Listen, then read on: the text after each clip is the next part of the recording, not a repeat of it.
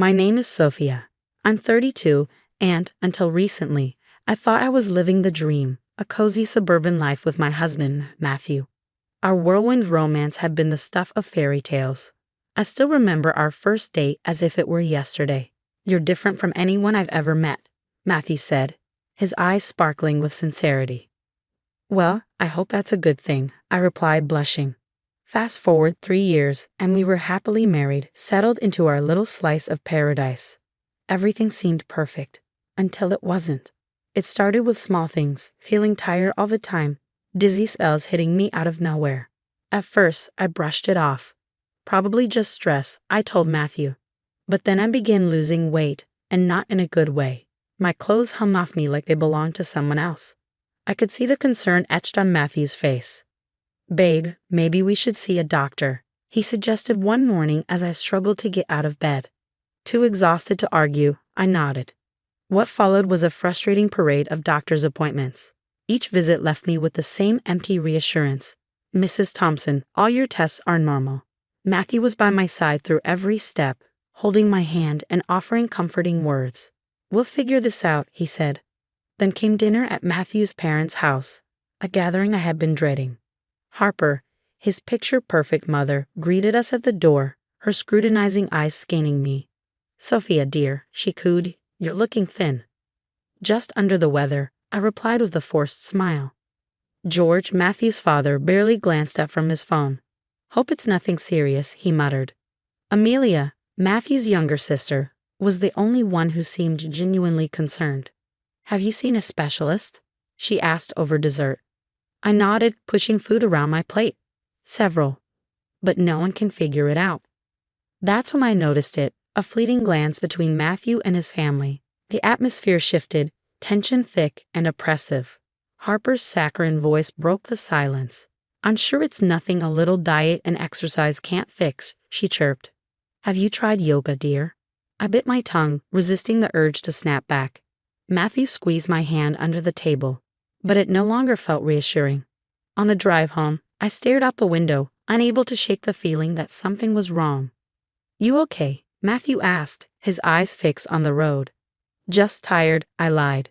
The days dragged on, and my health continued to decline. I spent most of my time in bed, the walls of our home feeling more like a prison. Matthew's absences grew longer and more frequent. Work's running late, he'd say, or Mom needs help with something. Too drained to argue, I let it slide. One afternoon, Harper showed up unannounced, her presence suffocating. Sophia, dear, she said, her tone sweet yet cutting, don't you think it's time to pull yourself together? Excuse me? I asked, stunned. Well, she continued, examining her manicure, this illness of yours. It seems a bit convenient, doesn't it? My jaw dropped. Are you suggesting I'm faking it? Harper shrugged, a sly smile playing on her lips. If the shoe fits. After she left, I lay in bed fuming. Then I heard Matthew downstairs, his voice low and angry. I can't keep doing this, he hissed. She's always sick. It's becoming such a burden. My heart shattered. Was I nothing more than a burden now? That evening, Hannah, my kind neighbor, knocked on my door. I thought you could use some company, she said, holding up a bag of groceries.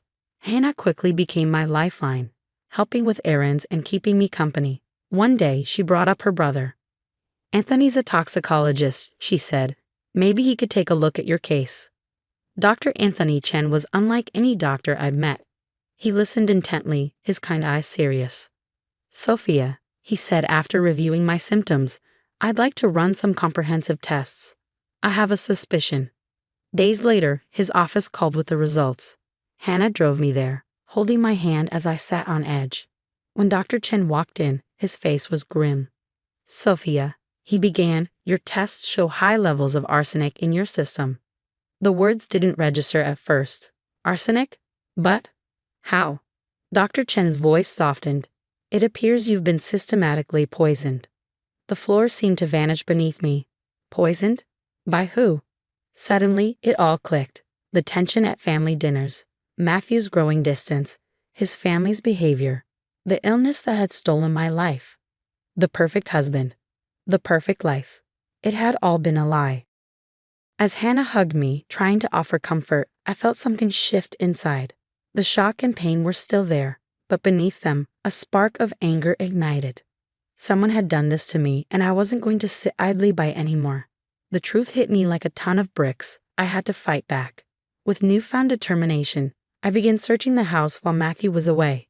"There's got to be something," I muttered, rifling through drawers and cabinets. My search led me to his workshop in the garage. Hidden behind old paint cans, I found it, a stash of arsenic-based pesticides. My hands shook as I picked up one of the bottles. This can't be happening. I called Hannah, my voice trembling. "I need your help." Together we set up hidden cameras around the house. Hannah showed me how to access the feeds on my phone. "Are you sure about this?" she asked, worry etched on her face. I nodded, grimly resolute. I need to know the truth. Days passed as I watched Matthew's every move. Then, one evening, I saw it. He was in the kitchen, carefully measuring something from a small vial into my evening tea. My heart sank. My world shattered. That night, I confronted him, my phone secretly recording in my pocket. "Matthew," I began, my voice steady despite the storm inside me. "What have you been putting in my food?" He froze, his eyes wide. "What are you talking about?" "Don't lie to me," I said firmly. "I know about the arsenic." His face crumpled, and he fell to his knees, sobbing. "I'm sorry. I'm so sorry. They made me do it." "Who? Your family?" I spat, disgusted. "So you decided to poison me." "It wasn't supposed to be like this," he blubbered. "We were just going to make you look unstable. Then I'd divorce you, and no one would question it." I took a step back, repulsed. "You're all monsters." Grabbing my pre-packed bag, I fled to Hannah's house. She hugged me tightly as I broke down. "We've got the evidence now," she reassured me. "They can't hurt you anymore." But Matthew's family wasn't done. The next day, my phone blew up with messages. Mutual friends bombarded me with screenshots of social media posts. Matthew's family had launched a full-scale smear campaign. "Sophia has always been unstable," Harper wrote in a widely shared post. "We tried to help her, but she refused treatment and ran away. We're all still worried." I felt like I was going to be sick. How can they do this? "They won't get away with it," Hannah said fiercely, squeezing my hand. "We'll fight back. We have the truth on our side." My resolve hardened. They messed with the wrong woman. Months passed as I slowly began to rebuild my life. Hannah's spare room became my sanctuary, a place to heal. With the fog of illness lifting, I discovered a strength I never knew I had. "You're looking better every day," Hannah remarked one morning. I smiled, the feeling genuine for the first time in ages. I feel better. I feel like me again. With my newfound energy, I sought out opportunities to move forward. At the local community center, I found purpose. They were hiring, and during my interview, something clicked. "We'd love to have you on board," the director said, shaking my hand. "Your experience could really help our abuse survivors." It felt right, using my pain to help others. There was still unfinished business. One evening, Dr. Chen arrived at Hannah's house, a determined look in his eyes. "Sophia, I've been thinking," he began. "That pesticide Matthew used, it's illegal. If George's company has been using it." I caught on quickly. We could report them to the EPA. The anonymous tip set off a domino effect. Within weeks, the news broke of a massive investigation into George's company. Environmental violations on an unprecedented scale. The newscaster reported, "CEO George Thompson has been arrested." Hannah and I sat in stunned silence as the broadcast detailed the company's downfall. Frozen assets, ruined reputations, and mounting legal charges. "They're finally getting what they deserve," Hannah said softly. I nodded, a mix of emotions swirling inside me, relief, closure, and something I couldn't quite name. As days passed, more news trickled in.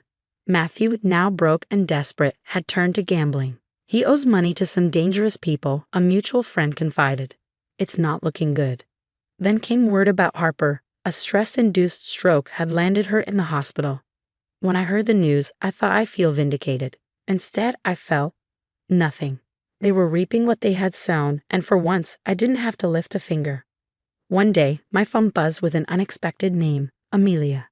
"Sophia." Her voice cracked on the other end. "I'm so sorry. I had no idea what they were doing. Can we talk?" I took a deep breath, steadying myself. Amelia, I appreciate the apology, but I can't let any of you back into my life. I hope you understand. There was a pause. I do, she said quietly. Take care, Sophia. A week later, the final blow came. Matthew had been hospitalized after a random attack. No one believed it was random. Probably those loan sharks, Hannah mused. Karma said, well, you know. I replied with a faint nod. The chapter of my life with Matthew and his family was finally closed. A year later, I stood before a group of women at the domestic abuse shelter, my voice steady and strong. I know it feels hopeless now, I said, meeting their eyes. But you're stronger than you know. You can rebuild. You can thrive. As I spoke, I saw flickers of hope in their faces, some tearful, others determined. It hit me then. The Sophia who had lived in that perfect illusion was gone. In her place stood someone stronger, wiser, and fiercely committed to helping others find their way out of the darkness. Remember, I said, my voice filled with conviction, your story doesn't end with them. It begins when you choose yourself. As the session ended, the women filed out. Some paused to hug me, others whispered their thanks. A sense of peace washed over me. The road had been long and painful, but I had made it. Now I was helping others find their way too. Now I ask you, if you were in Sophia's position, would you have accepted Amelia's apology and attempt at reconciliation? Or do you think Sophia made the right choice in cutting off all contact with Matthew's family, even those who claimed ignorance?